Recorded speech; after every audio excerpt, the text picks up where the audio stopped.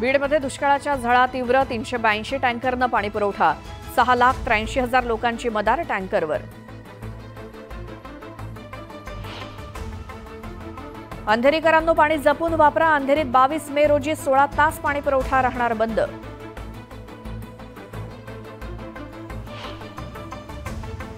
धाराशिव जिल्ह्यात पुन्हा अवकाळीचा तडाखा, वादळी वाऱ्यामुळे झाडं उन्मळली तर काही घरांच्या भिंतीही पडल्या. छत्रपती संभाजीनगर पालिकेची धडक कारवाई, सिडको परिसरातील 27 अनधिकृत नळ पालिकेनं तोडले.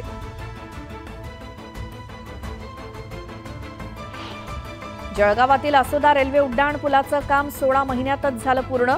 लोकसभा निवडणुकीनंतर पथदिव्यांचं काम पूर्ण करून पुलावरून वाहतूक सुरू केली जाणार.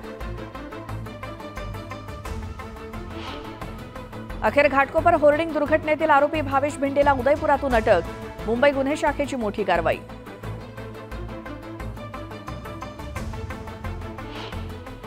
शिवाजी पार्कवरच्या महायुतीच्या सभेत मोदी आणि राज ठाकरे एकाच मंचावर, 1.25 लाख नागरिकांची उपस्थिती अपेक्षित.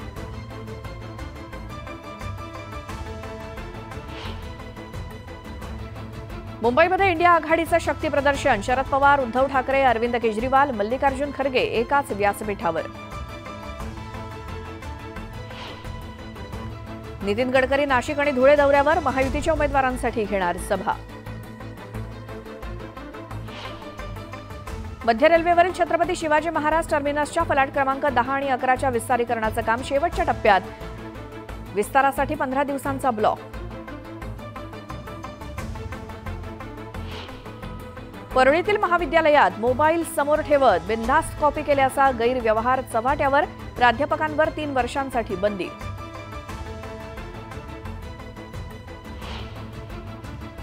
घरगुती वादातून मुलानंच केली वडिलांची हत्या, जामनेर तालुक्यातील पळासखेडे बुद्रुक इथली घटना.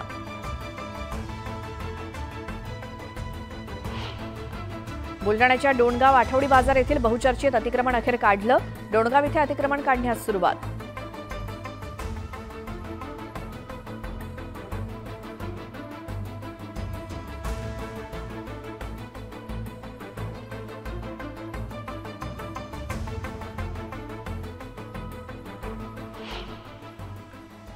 छत्रपती संभाजीनगरमधील लासूर नाका परिसरातील इलेक्ट्रॉनिक्सच्या दुकानाला भीषण आग, आगीत लाखो रुपयांचं साहित्य जळून खाक.